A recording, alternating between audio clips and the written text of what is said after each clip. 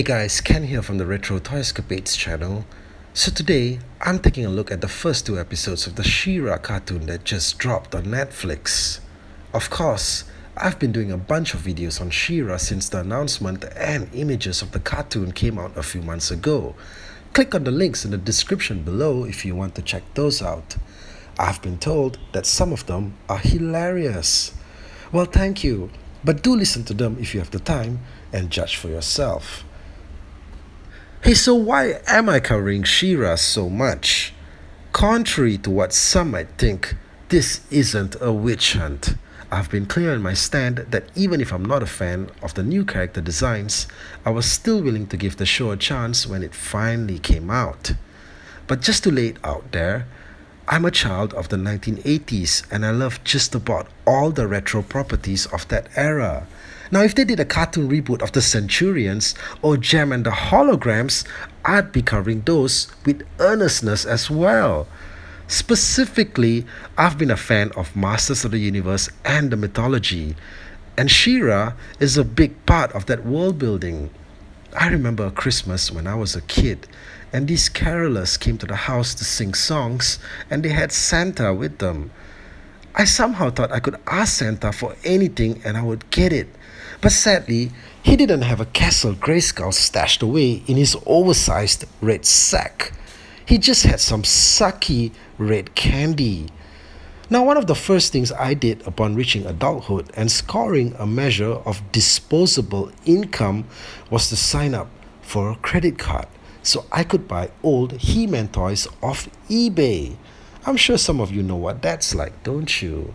Come on, hit me up in the comments and let me know what some of your awesome online He-Man deals have been.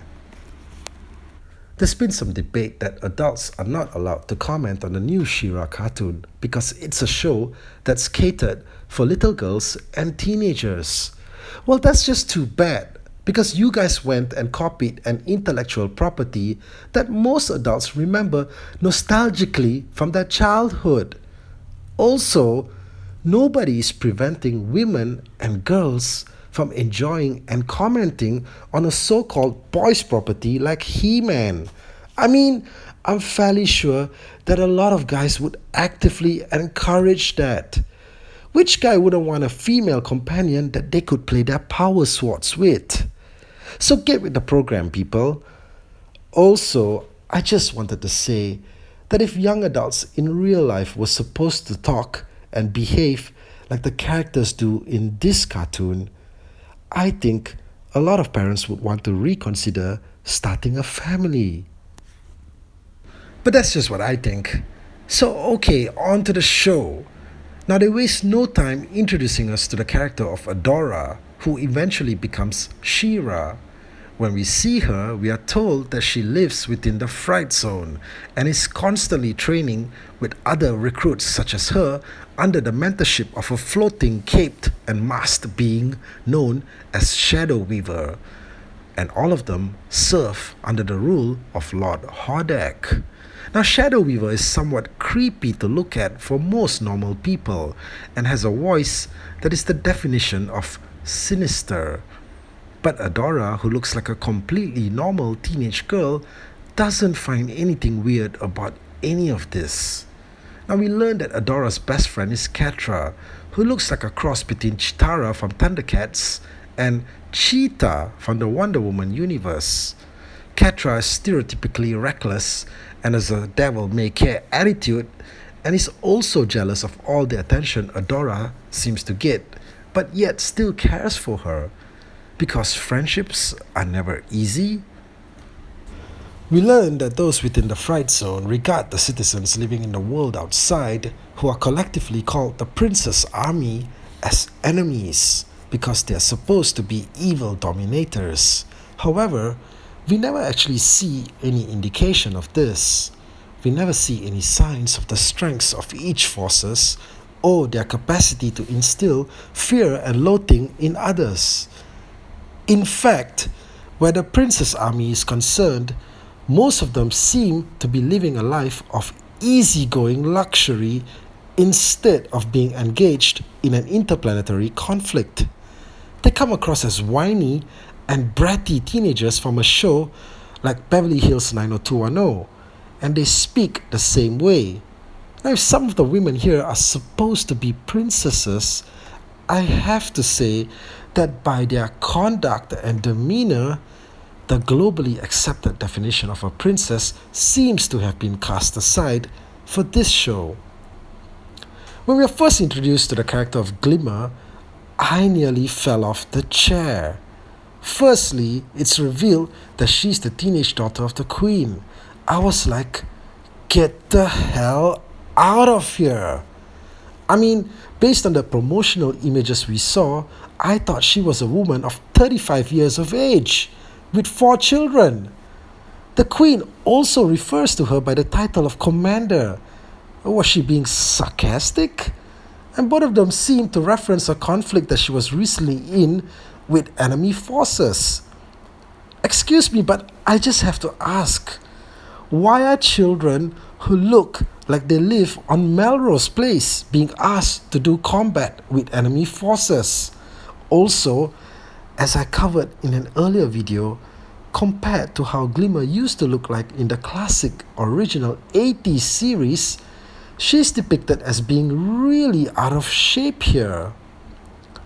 Look guys, I'm not saying that there's anything wrong in being fat, thin, muscular, or even invisible. I'm just saying that in fantasy situations, a character template more than often has to suit the circumstances or environment that they are in. In this instance, if Commander Glimmer has been fighting an ages-old war, there's no reason that she should still be overweight. Something about the strenuous activity revolving around combat situations would necessitate her to adopt a more healthily fit figure. As it is, she looks more like a beanbag that the enemy will want to hug or fall asleep on, instead of blasting to bits. For some reason as well, Glimmer seems to get a lot of airtime in the first episode compared to the title character, and all she does is mostly just whine, nag, complain, moan, groan, cry, whimper, and moan some more. There's an extended sequence where she goes about throwing a tantrum, making grunting sounds in frustration. Valuable animation time is taken up with her just making animalistic groaning sounds like ah, ah. Guys, what the hell am I watching? Back to Adora and Catra. They take an unauthorized trip outside the fright zone and discover the power sword in a remote part of the forest. Adora also runs into Glimmer and the character of Bo in the forest, and this leads to the beginning of their presumably wonderful friendship. So we get the character of Bo introduced in the first episode, and while the original was a muscular adult with a Tom Selleck mustache, the new version has underdeveloped muscles, a Fresh Prince haircut, and a really loud voice. Seriously, he's really loud. The first time we see him, he's standing outside the palace, shouting at Glimmer and calling her out from halfway across the forest. He just shouts, "Hey Glimmer!" And when she replies and he can't hear her, he just goes, "What? What?" At least twice. I mean, guys, he's an expert archer. Why is he also written as being loud and obnoxious? Some write-ups have called Bo's character the equivalent of a woman's gay best friend. Actually though, there's some scenes where Bo appears to be hitting on Adora. Well, you can't blame him, especially if he's been hanging around Glimmer this whole time. By the end of the first episode, we do see Adora's transformation to She-Ra in a sequence that flashes on screens the exact same image that first set the internet in a divisive firestorm of opinion a few months ago. You guys know which image I'm talking about, right? It's the one that makes She-Ra look like a boyish version of Legolas. Now, this sequence is supposed to be the hero moment of the episode, but it fails to make you scream, yeah! It just fails. I'll honestly say that I went into this thing hoping that the series will prove me wrong and turn out better than expected, but it doesn't. The animated backdrops look good on screen, but the character designs and the style and the way in which they interact are boring. None of the characters say or do anything that is interesting or visually stunning. The characters of Catra and Shadow Weaver are the most engaging as they are the most consistent in tone. But these are supporting members of the evil horde and not the heroic alliance. Everyone else is a rambling mess and reacts hysterically to everything that is happening around them. If the horde was attacking, you get the impression that these guys will respond by going, "What? Why? This can't be happening." Yeah, well, seriously, guys, you get the picture. So, hey, let me know what your thoughts are on the first episode in the comment section below. And do support my Retro Escapades channel by subscribing so I can continue to bring you more insightful retro pop culture content. Thank you, and I'll catch you guys again soon.